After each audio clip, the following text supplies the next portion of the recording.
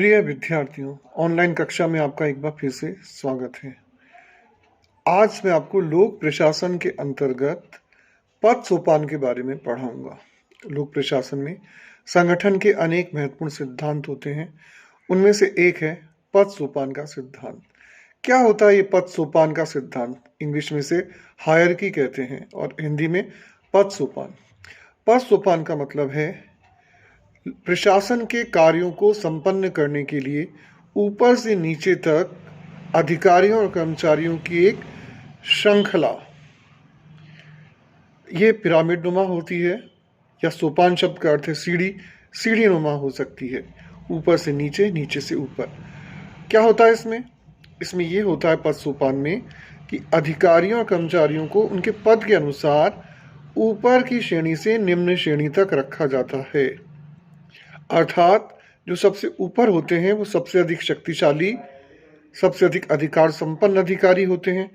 उनके नीचे फिर उनसे कम अधिकार संपन्न अधिकारी और फिर उनके नीचे और उनसे कम अधिकार संपन्न कर्मचारी। ये क्रम चलता रहता है, कई स्तरों में हो सकता है। इसे पद सोपान कहते हैं। आपको ये मैं उदाहरण से समझाता हूँ। चलिए, जिला प्रशासन का उदाहरण हम लेते हैं। ये तो हर प्रशासन में लागू होता है पद सोपान का सिद्धांत, चाहे वो जिला प्रशासन हो, चाहे वो पुलिस प्रशासन हो, चाहे वो शिक्षा का प्रशासन हो, कोई भी प्रशासन हो, उसमें पद सोपान का सिद्धांत लागू होता है।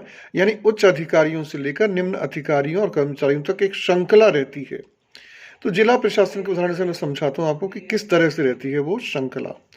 वो इस तरह से रहती है कि सबसे ऊपर के लेवल पर, जैसे कि चलिए हम मान लेते हैं कि संभाग किस तरह से हम शुरू करते हैं, तो संभागीय आयुक्त वो सबसे ऊपर का पद हो गया।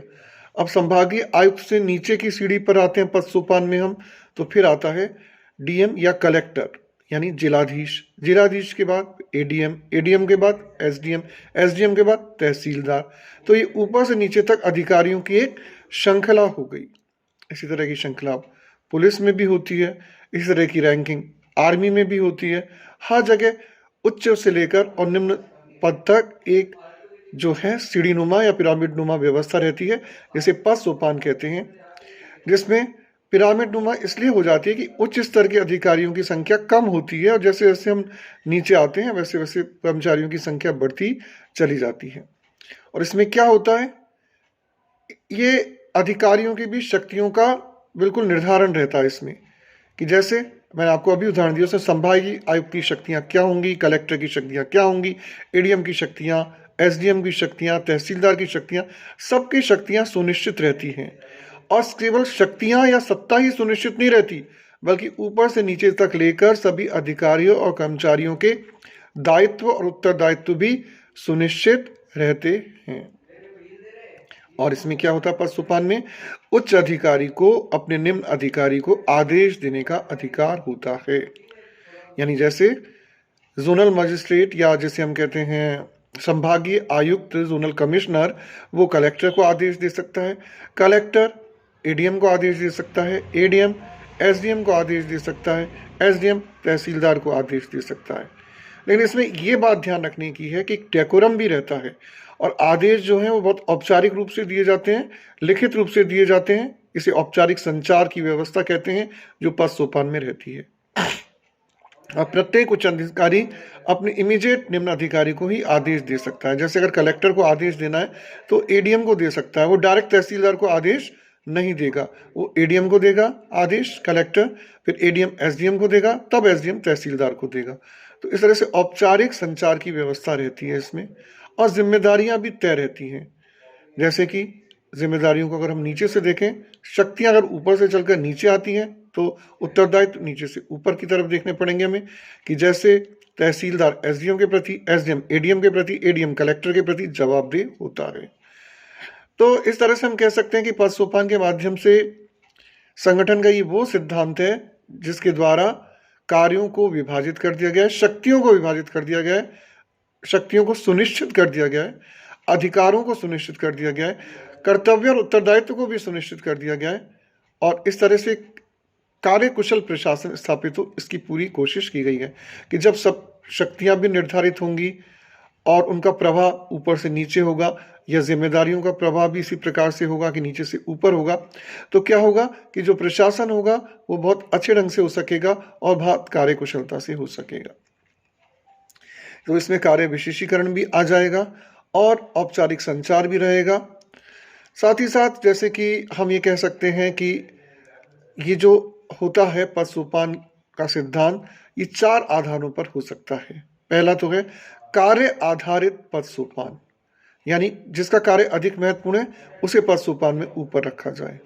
दूसरा इसमें होता है रैंकिंग के आधार पर पद सोपान, जैसे कि आर्मी में होता है, सेना में होता है, रैंकिंग के आधार पर होता है, ब्रिगेडियर, कर्नल, मेजर, इस तरीके से होता है ना। तो ये किस आधार पर होता है? रैंकिंग के आधार पर होता है। इसी तरीके से वेतन के आधारित पर भी पद सोपान होता है कई बार कि जिसका वेतन अधिक है वो पद सोपान में ऊपर रहेगा। हमेशा ही ऐसा हो ये जरूरी नहीं है, लेकिन ऐसा होता है। तो अनेक आधारों पर पद सोपान हो सकता है और पद सोपान का फायदा यही होता है कि प्रशासन में सबकी शक्तियां निर्धारित हो जाती हैं, सबके उत्तरदायित्व निर्धारित हो जाते हैं और जो निम्न अधिकारी होता है उसे उच्च अधिकारी के आदेशों का पालन करना होता है और आदेशों की एक एकता बनी रहती है, जिससे कि प्रशासन में न केवल कार्यकुशलता रहती है बल्कि समन्वय भी रहता है। इसलिए पद सोपान के सिद्धांत को अपनाया जाना बहुत जरूरी है ताकि जो संगठन के लक्ष्य हैं उन्हें कार्यकुशलता के साथ प्राप्त किया जा सके। लेकिन जैसे हर अच्छी चीज में कुछ बुराइयां भी होती हैं, तो पद सोपान की भी कुछ आलोचनाएं की जाती हैं, लेकिन इसके फायदे ज्यादा हैं। इसीलिए पद सोपान का सिद्धांत स्थायी रूप से अपनाया जा चुका है कि पद सोपान के इस सिद्धांत के माध्यम से, अगर आपको अभी भी नहीं समझ आया तो मैं आपको, आप कॉलेज में पढ़ते हो, चलो मैं आपको कॉलेज के उदाहरण से समझाता हूँ। कॉलेज में पद सोपान की क्या व्यवस्था है? अगर हम केवल कॉलेज में देखें तो कॉलेज प्रशासन में सबसे ऊपर होता है प्राचार्य या प्रिंसिपल। प्रिंसिपल से नीचे कौन होते हैं?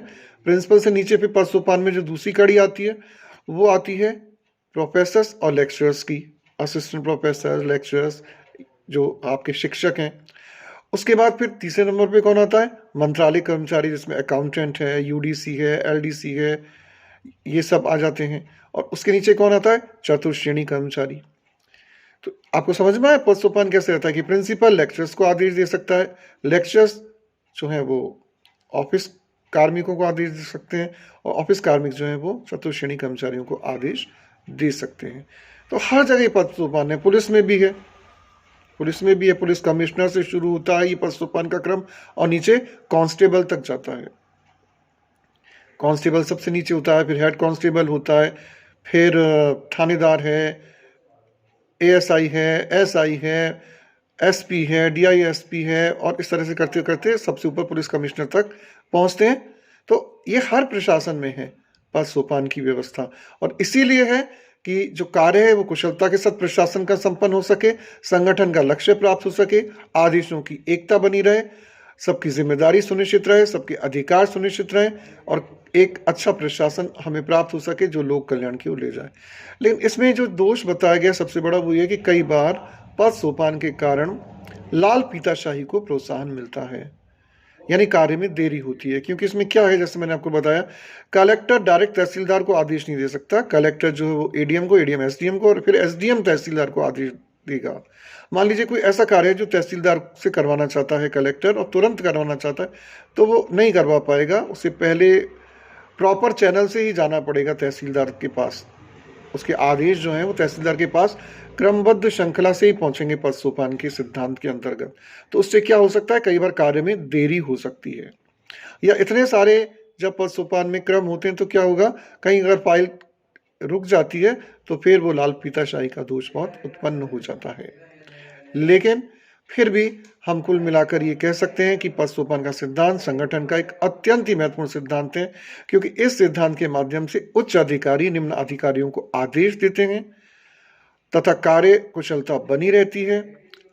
उच्च अधिकारियों के, निम्न अधिकारियों के सबके अधिकार उत्तरदायित्व निश्चित रहते हैं, सब जवाबदेह होते हैं। जैसे कॉलेज प्रशासन का मैंने आपको उदाहरण दिया, तो प्रिंसिपल को भी किसको जवाब देना पड़ेगा? उसको भी जो कमिश्नरेट है, जो डायरेक्टरेट है, वहाँ पर जो सबसे ऊपर मुख्य शिक्षा आयुक्त होता है उसको जवाब देना पड़ेगा। उसके नीचे मतलब डायरेक्टर को जवाब देना पड़ेगा। उसके नीचे जॉइंट डायरेक्टर होते हैं, डिप्टी डायरेक्टर होते हैं, फिर प्रिंसिपल होते हैं, फिर लेक्चरर्स होते हैं, फिर ऑफिस कार्मिक होते हैं, फिर चतुश्रेणी कर्मचारी होते हैं। तो हर जगह ये पद सोपान का जो क्रम रहता है, उसमें अधिकारों की सुनिश्चितता, जिम्मेदारियों की सुनिश्चितता, आदेशों की एकता, समन्वय होने से कार्यकुशलता में वृद्धि होती है और लोक प्रशासन के जो लक्ष्य होते हैं, संगठन के जो लक्ष्य होते हैं, वो प्राप्त हो पाते हैं तथा जो जनहित के कार्य हैं, वो संपादित हो पाते हैं। तो ये था पद सोपान। आशा है आपके समझ में आया होगा और आप अपने पढ़ाई के साथ-साथ अपने स्वास्थ्य का भी ध्यान रखें और जो है वो आपस में सोशल डिस्टेंसिंग बनाए रखते हुए पढ़ाई करें। धन्यवाद।